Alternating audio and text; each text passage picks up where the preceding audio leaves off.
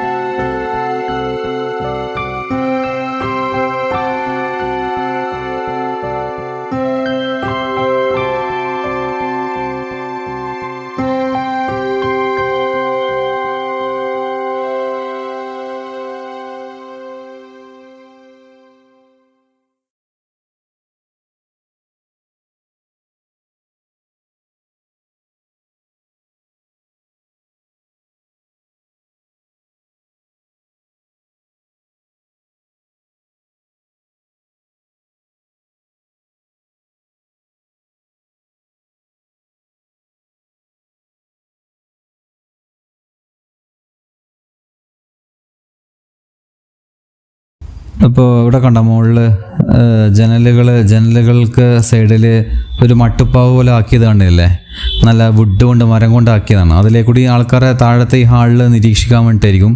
മെയിനായിട്ട് ആ ജനൽ വാതിലുകളൊക്കെ ഉണ്ടാക്കുന്നത് എനിക്കൊന്ന് സ്ത്രീകൾക്കൊക്കെ അവിടെ നിന്ന് നോക്കാൻ വേണ്ടിയിട്ടിരിക്കും. എന്തെങ്കിലും പരിപാടീസൊക്കെ ഉണ്ടാകുമ്പം, പ്രോഗ്രാമൊക്കെ ഉണ്ടാകുമ്പോൾ മുൻകാലങ്ങളിൽ സ്ത്രീകൾക്ക് വീക്ഷിക്കാൻ വേണ്ടിയിട്ടായിരിക്കാം കൂടുതലായിട്ട്. എനിവേ ഇവിടെ നല്ല എന്താ പറയുക, കളറൊക്കെ കൊടുത്തിട്ടുണ്ട്, നല്ല അടിപൊളി പെയിൻ്റൊക്കെ ചെയ്തിട്ടുണ്ട്.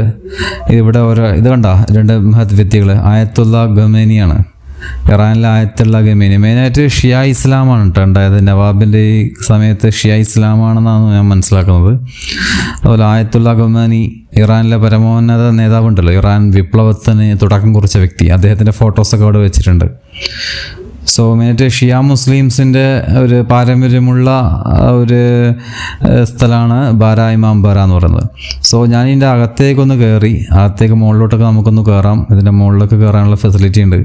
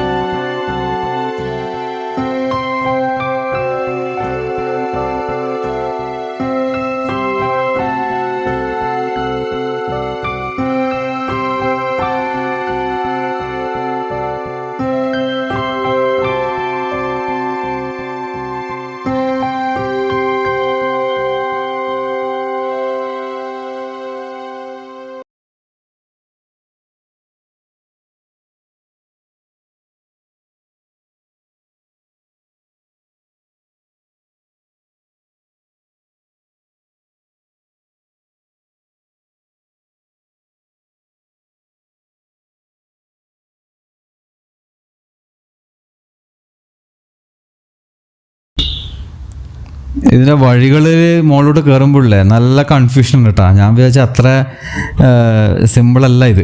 ഞാൻ വിചാരിച്ചു പെട്ടെന്ന് ഇറങ്ങാമെന്ന് വെച്ചതാണ്.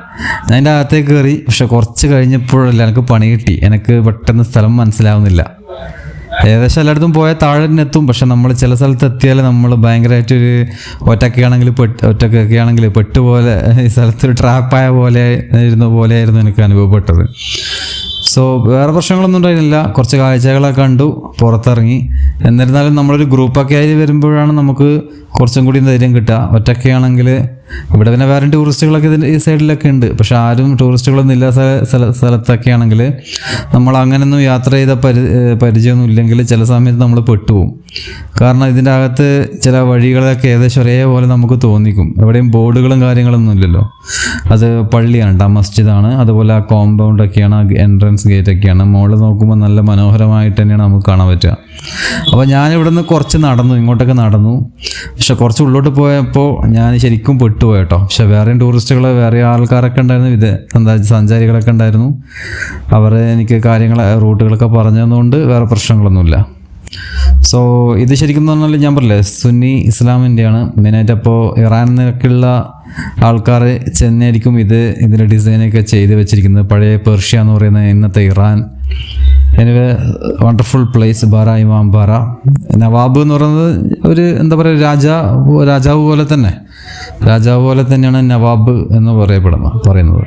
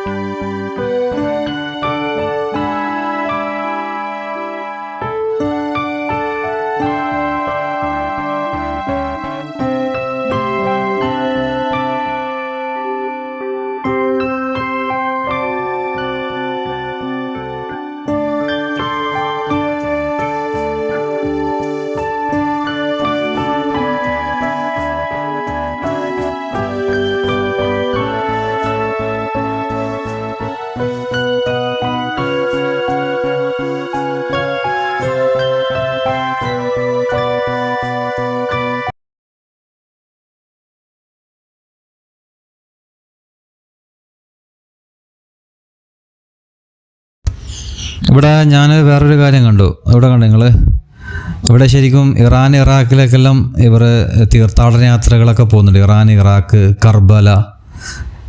കർബല സ്ഥലത്തേക്കെല്ലാം ഇവിടെ നിന്ന് തീർത്ഥാടന യാത്ര പോകാറുണ്ട്. നമ്മുടെ നാട്ടിലൊക്കെ സാധാരണ പോകുന്നത് ഹജ്ജ് അതുപോലുള്ള സ്ഥലങ്ങളിലേക്കാണ്. പിന്നെ വിശുദ്ധ നാടുകളിലേക്കൊക്കെ ഉണ്ട്, അതായത് ഇസ്രായേൽ, പലസ്തീനിലൊക്കെ, ഈജിപ്ത്. പക്ഷേ ഇറാൻ ഇറാഖൊന്നും കേരളത്തിൽ നിന്ന് ആരും അങ്ങനെ തീർത്ഥാടന യാത്ര പോകാറില്ല. ഇവിടെ നിന്ന് പോകാറുണ്ട്. അതിൻ്റെ ഫോട്ടോസ് പോസ്റ്റർ ഉണ്ടായിരുന്നു. അവിടെ കർബല എന്ന് പറയുന്ന സ്ഥലം, ഇറാഖിലെ കർബല, ഇറാന്, അവിടെയൊക്കെ തീർത്ഥാടന യാത്ര ഇവിടെ നിന്ന് പോകുന്നതിൻ്റെ പോസ്റ്ററുകളൊക്കെ ഞാൻ കണ്ടിട്ടുണ്ടായിരുന്നു.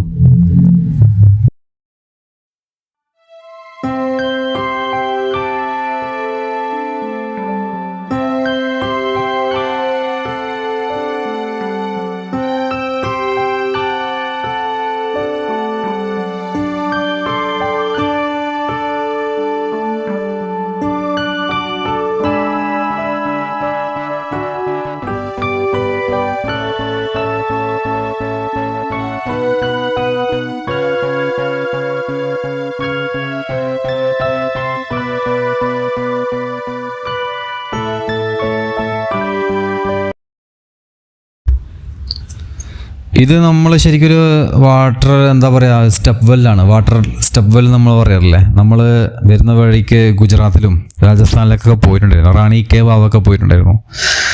ഏകദേശം അതേപോലെ തന്നെയായിരുന്നു തോന്നിയത്. ആ ഒരു ഇസ്ലാമിക് പേർഷ്യൻ ഇറാൻ ആർക്കിടെക്ചറിലാണ് ഇത് ചെയ്ത് വെച്ചിരിക്കുന്നത്. ഇതിൽ വലിയ സ്കൾപ്ചറൊന്നുമില്ല, വലിയ രൂപങ്ങളൊന്നുമില്ല. എന്നിരുന്നാലും ഒരു വാട്ടർ ഫൗണ്ടൈൻ അല്ല, ഒരു വാട്ടർ വെൽ, സ്റ്റെപ്പ് വെൽ അല്ലേ, സ്റ്റെപ്പ് വെല്ലിൻ്റെ ആ രീതിയിൽ തന്നെയാണ് ഇതും ഇവിടെ തന്നെ ചെയ്ത് വെച്ചിരിക്കുന്നത്.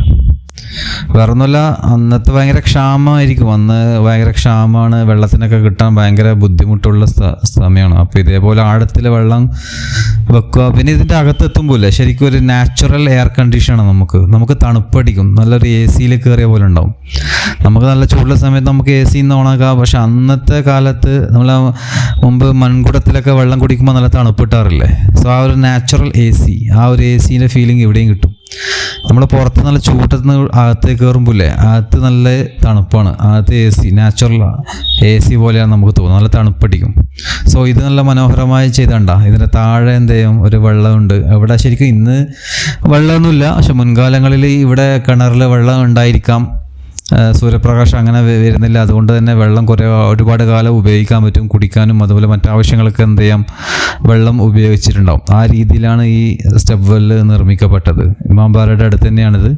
സോ ഇത് റൗണ്ട് ഷേപ്പാണ് കേട്ടോ, നല്ല റൗണ്ട് ഷേപ്പിലാണ്. നമുക്ക് റൗണ്ടായി തിരിഞ്ഞിട്ട് ഈ സ്ഥലങ്ങളൊക്കെ കാണാം. നല്ല മനോഹരമാണ് ഈ സ്ഥലങ്ങളൊക്കെ.